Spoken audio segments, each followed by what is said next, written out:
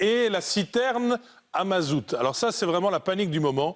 La loi cuve à mazout démarre le 13 mai et tout le monde s'affole. Donc il y a un texte qui concerne les Wallons. Vous avez une citerne. Je le sais, tout le monde se demande s'il va devoir la remplacer, la réparer, la déclarer, payer une taxe. Il n'y a personne qui comprend et tout le monde râle sur ce truc. Alors avec Jacques Gray, on fait le point.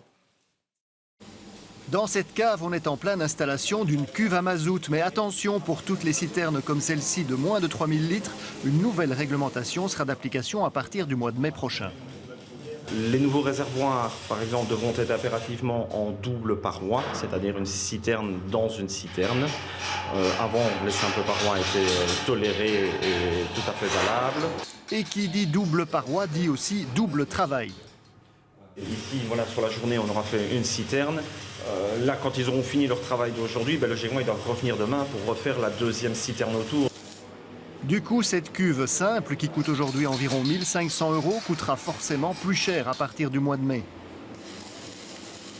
On sera, à mon avis, approximativement dans les 2 500 €, quelque chose de ce genre-là. La double paroi ne sera obligatoire que pour les nouvelles cuves, mais des contrôles sont aussi prévus pour les citernes existantes. On doit vérifier que certaines, ce qu'on appelait avant les règles de l'art, sont quand même bien respectées.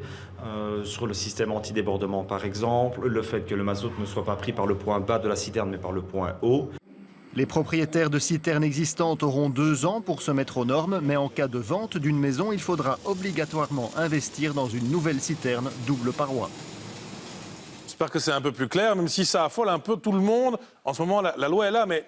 Y compris ceux qui sont plus ou moins à l'origine du texte. Je vais vous avouer un secret qui normalement ne se répète pas, mais même des gens à l'origine de ce texte se disent mais comment ça a pu passer en l'état? On n'était pas du tout d'accord, ce n'était pas le projet de départ. Et la ministre, sachant qu'on faisait un sujet là-dessus dans les pigeons aujourd'hui, nous a contactés en disant attention, précisez bien que c'est pas nous, c'était l'ancien ministre Carlo Di Antonio, on n'a rien à voir là-dedans et il y a de fortes chances que le texte évolue ou soit postposé d'ici son entrée en vigueur normale qui est prévue, je crois, le 13 mai prochain. Donc pas de panique, prudence, ne mettez pas tout en ordre trop rapidement parce que ça pourrait encore changer. Ouais, on en parlait à la Bravco ce matin, qui est donc la fédération adéquate, qui nous disait ce matin dans le journal de la Conso à la radio Surviva, avoir un rendez-vous avec la nouvelle ministre. Exactement, février, mi-février ou plus tard. Et que tout allait s'arranger.